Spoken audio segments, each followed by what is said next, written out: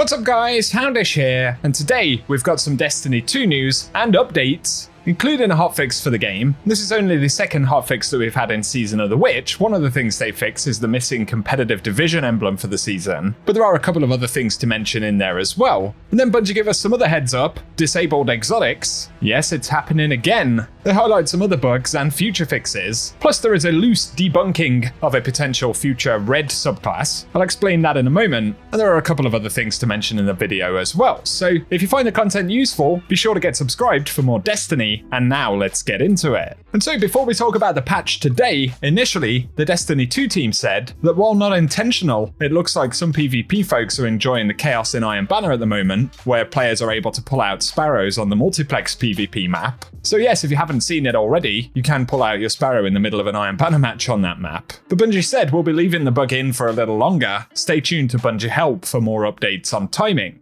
So something to keep note of right there if you fancy some sparrow action in the Crucible once again. Reminds me of Combined Arms from back in the day, if you guys remember that. But next, players ask where are the contest emblems for Crota's End, and the D2 team said that they're still investigating that, and they previously said they're aware of reports that some players who defeat Crota in challenge mode aren't unlocking the All for One triumph, so for the moment it's something that still doesn't have a fix, but I'll keep you posted if we get info. And finally, for quick updates here, they said due to an issue, we've disabled the Pyro Gale exotic gauntlets in all activities. Not even sure what was bugging out with that one, but maybe let us know in the comment section. They do add though that the item is expected to be re-enabled on September 19th. And that's the Tuesday reset in a couple of weeks time, so it's looking like we'll probably get another hotfix on that date as well.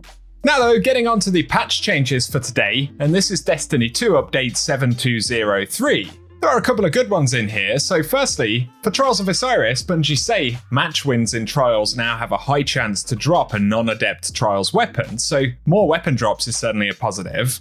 Of course, the adept variants will remain as flawless rewards. On top of that though, for the Crucible, they fixed an issue where Shaxx's competitive Ascendant rank emblem was not updated to the new emblem in Season of the Witch, so for any folks who want to pick up the new emblem for this season, it should now be dropping. And then for seasonal content right here, one that some players will be happy about, at the very least, but they added a new armor set as ritual rewards, and at the end of any Vanguard, Crucible, or Gambit ritual playlist activity, players have a chance to earn a piece from this new set. So that's the armor set that Bungie promised us at the start of the season. Originally, it was supposed to be the Eververse armor set for the season, but as a sort of make good from Bungie, I suppose, they decided to add it as a ritual reward. So jump into the Vanguard, Crucible, or Gambit if you want to grind any of those out. There's also a quick preview image of what they look like right here, but of course we can now grab them in the game.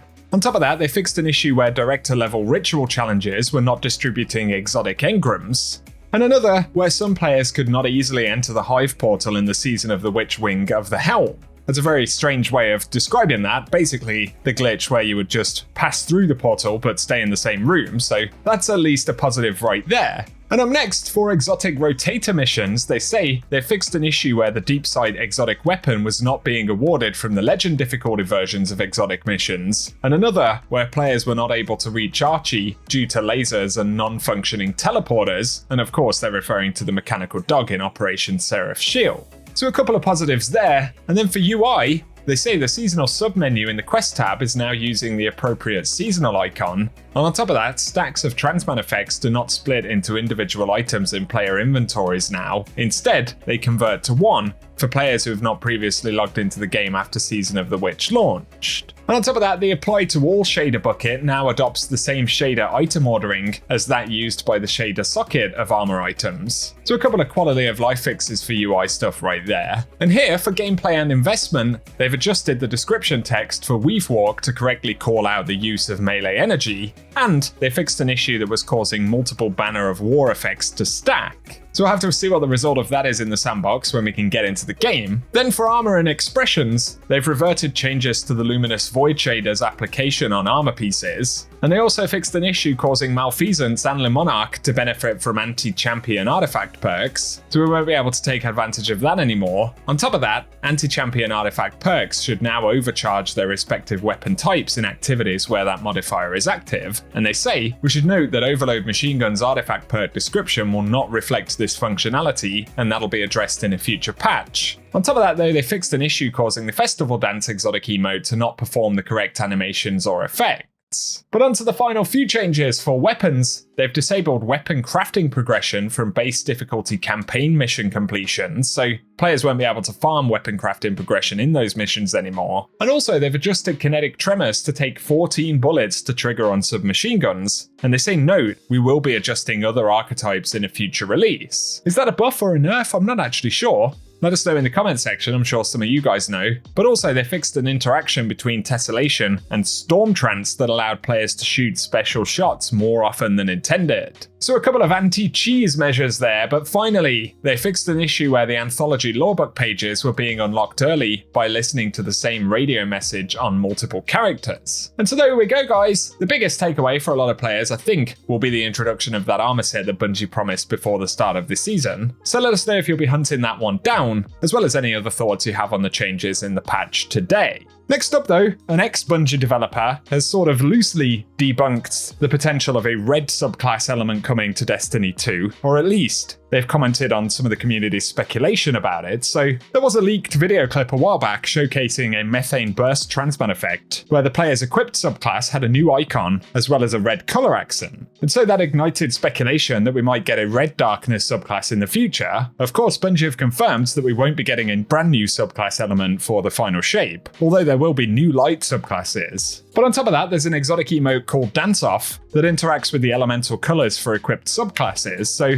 naturally, there's Stasis, Strand, Solar, Void, and Arc, but also there's a red color variant, and some folks speculated could that further indicate that we're going to see a red subclass element in the future. But Ben Platnick, who was formerly a rewards VFX artist at Bungie, said that the emote is not subclass based, and it's always been random, same colors as the Tripwire emote. And they also said that the tag may be bugged where it suggests that it indicates with elemental subclasses. And so that at least debunks the theory that the red emote element is connected to a potential future subclass. May not be surprising to a lot of you guys, but there had been an awful lot of speculation about it. So there you go, at least that component isn't a thing. But once again, we are getting the new subclass variants for light subclasses in final shape. So share your thoughts about that below, but another article from the Game Post here, and Focus Entertainment have got a new title coming out called Void Crew, but there was a piece of artwork shared for that upcoming game, which has put the developer under fire for copying Destiny 2's pyramid ship design. So you can see it on screen right here, this is the image from the article. And the left hand side is the Void Crew artwork, with the right hand side being a series of pyramid ships from Destiny 2. And I think it's safe to say that that ship we can see on Void Crew is more than inspired by Destiny. But after this piece of artwork going live on the Twitter account, a lot of Destiny 2 players pointed out the similarities between the two. And so responding to the controversy, one of the game developers provided a little bit of insight, and they said, this ship is known as a Reclaimer. Thanks for raising awareness on the subject matter regarding the Reclaimer. There's some inspiration that had to be from Destiny for sure here. Overall, the Hollow's design language is a mixture of lifeless geometric shapes, machinery, and some insect-like details and features. And there's something monumental in having our largest enemy shaped like a pyramid, a brute force enemy you have no chance to stand up against. That being said, we might have to revisit to stand out more clearly compared to Destiny 2. So it's good that they've at least issued a response to that, but in terms of the likeness to the pyramid ship in Destiny 2, just my personal opinion, but it strikes me that there is no way on Earth or in outer space that you could have accidentally designed a pyramid ship that looks so identical to the ones in Destiny, right? So I definitely think it would serve them well to kind of move away from that design. And of course, there's an entire legal component to that as well, with Bungie owning the IP. It's certainly possible that they could challenge that, and considering the size of Bungie, it's probably a fight that other developer wouldn't want to pick. So once again, I'd say that there is more than a bit of inspiration there from Destiny, and it pretty much looks like a straight up copy. But that's just my opinion, no hate from my end. Let us know what you think in the comment section though, and we'll see how Void Crew changes up that design in the future. For today though guys, that's what we have to speak about, so bit of an update to Destiny, a few bits of news there, and as always I hope you've enjoyed the video. If you have, a rating below really does help us out on the channel, plus be sure to get subscribed so I can keep you up to date with everything related to the game. Otherwise though, thanks a bunch for tuning in, and I will catch you guys very soon.